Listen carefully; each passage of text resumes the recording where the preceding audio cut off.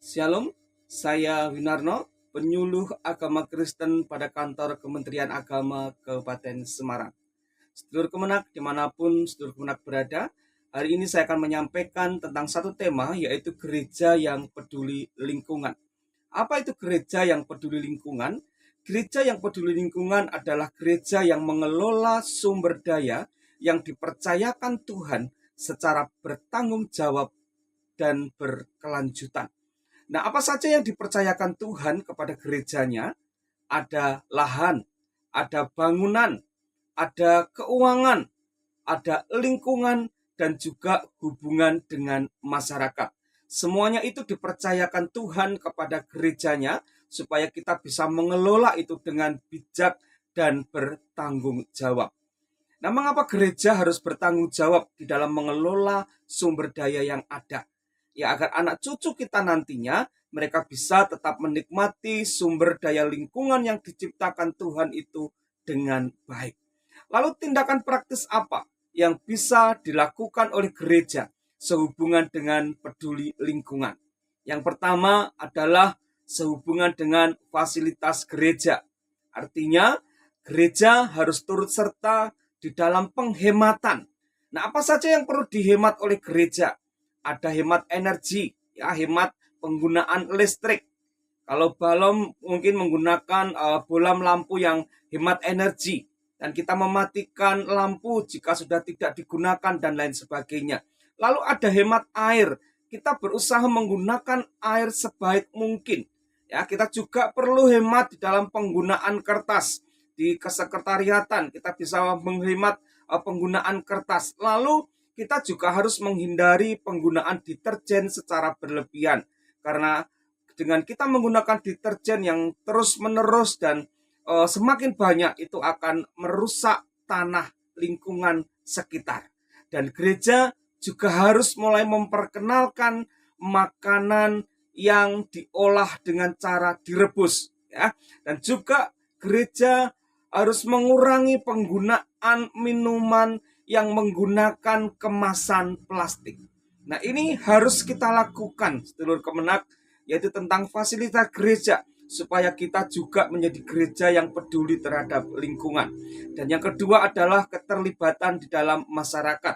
Artinya bahwa gereja ini memiliki hubungan yang positif dan akses yang positif terhadap masyarakat sekitar dan juga jemaat. Gereja jangan sensitif terhadap kebutuhan sekitar. Kalau di sekitar gereja membutuhkan uluran tangan kita, membutuhkan pertolongan kita, gereja tidak boleh tutup mata. Gereja harus terbuka, memberikan bantuan, membuka gerejanya untuk misalnya untuk pengungsian dan lain sebagainya.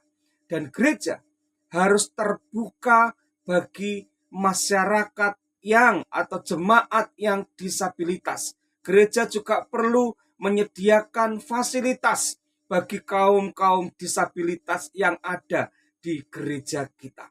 Yang ketiga, yaitu tentang persekutuan. Artinya bahwa gereja di dalam menyampaikan firman atau gereja di dalam menyampaikan khotbahnya perlu dengan tema-tema ekoteologi atau lingkungan hidup.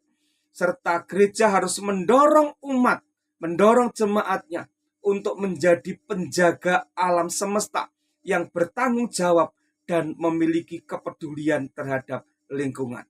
Yang keempat, tentang proyek-proyek lingkungan hidup.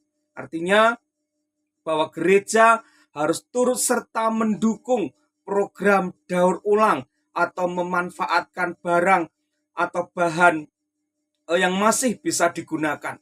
Gereja juga perlu memanfaatkan misalnya halaman gereja untuk dikelola secara berkelanjutan. Ya, misalnya gereja menanam sayuran yang organik. Kalau ada lahan sisa, gereja perlu menanam tanaman buah atau bunga atau pohon untuk penghijauan. Dan ini sangat penting sekali bagi gereja. Dan yang kelima adalah hubungan dengan dunia politik. Artinya bahwa gereja harus melakukan kontak dengan pemerintah lokal, baik itu RT, baik itu RW, baik itu lurah ataupun camat, sehubungan dengan lingkungan. Misalnya, kalau gereja mengetahui bahwa di lingkungan ada sampah yang menumpuk, Gereja mengetahui adanya penebangan pohon secara liar. Gereja mengetahui adanya pencemaran air, pencemaran udara. Nah, gereja tidak boleh berpangku tangan hanya diam saja. Gereja harus melaporkan ini kepada lingkungan setempat, kepada RT, kepada RW, kepada lurah atau kepada camat, supaya ada penanganan dengan segera. Karena lingkungan yang tercemar itu tidak baik bagi umat manusia. Dan gereja juga harus mendukung kampanye-kampanye yang dilakukan oleh pecinta lingkungan hidup sehubungan dengan lingkungan hidup. Yang pertanyaan buat kita adalah, mengapa gereja harus peduli terhadap lingkungan? Bukankah kepedulian lingkungan itu tugas pemerintah? Tidak, tetapi ini menjadi tugas kita semua sebagai umat ciptaan Tuhan. Gereja harus peduli terhadap lingkungan, karena lingkungan yang sehat dan lingkungan yang bersih ini penting untuk kesehatan manusia. Ini penting untuk keberlanjutan kehidupan dan keseimbangan ekosistem. Dan lingkungan yang sehat ini memberikan kita udara bersih. Lingkungan yang sehat memberikan air yang bersih, makanan yang sehat, dan tentunya tempat tinggal yang nyaman. Dan alasan yang ketiga, mengapa gereja peduli terhadap lingkungan? Karena dengan peduli lingkungan, kita juga turut serta menjaga masa depan generasi mendatang. Sedulur Kemenak, Allah menciptakan bumi dan segala isinya ini dengan sangat baik, dengan sangat sempurna. Jadi sudah sepatutnya umat Tuhan, saya dan sedulur Kemenak semuanya, untuk turut serta menjaga lingkungan dengan sebaik-baiknya. Menjaga lingkungan juga merupakan bentuk ibadah kita kepada Tuhan. Melalui tindakan ini, umat Kristen, orang percaya dapat menunjukkan rasa syukurnya atas apa yang diciptakan oleh Allah bagi kita. Di dalam Kejadian 2 ayat 15 dikatakan bahwa Tuhan Allah mengambil manusia itu dan menempatkannya dalam Taman Eden untuk mengusahakan dan memelihara taman itu. Sedulur Kemenak, mari kita bersama-sama untuk terus memelihara lingkungan yang Tuhan percayakan kepada kita dengan bijak.